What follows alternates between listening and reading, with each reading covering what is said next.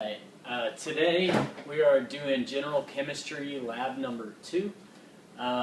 Couple safety things. We're going to be using some heat. We are going to be separating solution into their mixtures.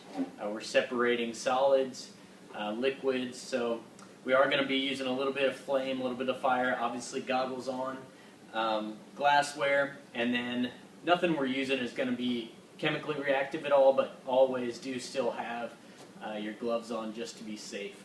The way this lab works is we have some solution, or excuse me, some mixture. We don't know exactly what it is. Reading through the instructions, you can tell it's some parts of a metallic substance. You're going to be using a magnet to separate it out. Some parts are sand, some parts are salt, and then there's also a very mild acid that is going to be removed as well.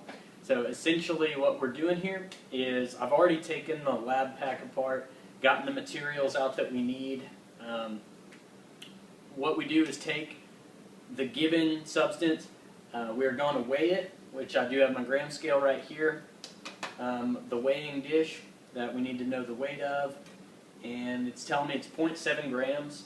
So we're going to take the weight, 0.7, and then we're going to take the substance that we're going to remove and go ahead and just add this to it. You can tare if you want and just set it back to 0, but I'm just going to subtract it out. But be very careful not to spill very much of this. Pretty easy to get it all on the dish. And then we're going to take the total weight.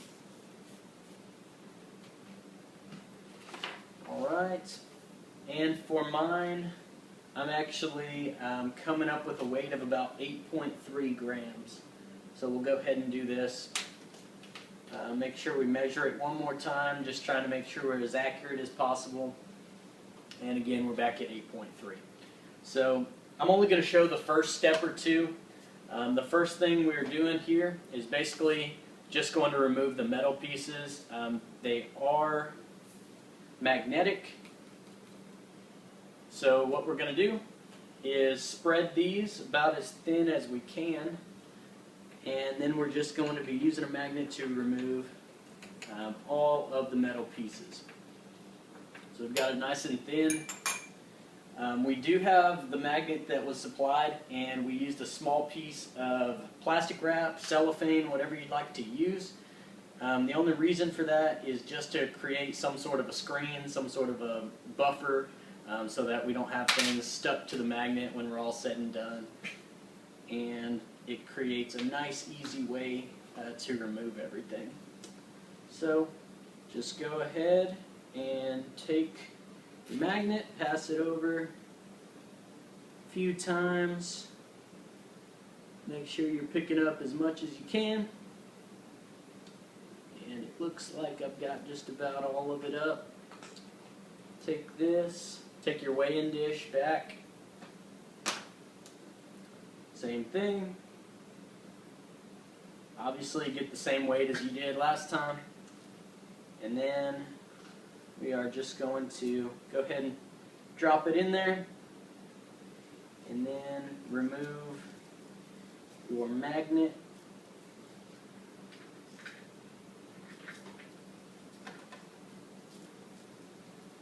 Set that off to the side, and then just remove your piece of cellophane. Make sure all your metal drops out. You shouldn't have anything stick to it. And there we go. So now I'm coming up with a weight for just our magnetic pieces right at 1.5 grams. So go ahead and take that weight again, measure it again, make sure we're not having any error here. And again, we're right at 1.5. So what I've done now, we're left with a solution, or excuse me, a mixture. We have basically salt, sand, and a very weak acid. We're going to put this in to some distilled water, boil it. Then by doing so, removing salt and the acid, going to filter that out and then we're going to be left with pure sand. And then eventually the whole goal here is just to get to what portions, the mass of each substance individually, put it all back together, make sure we didn't lose anything, and just proving that we can separate. So other than that, just your burning stand, your burning solution, and one sheet of paper that you can also use as another form of measurement, just throwing that on the scale, have a little bit bigger area than the small dish. So other than that, that's all for today.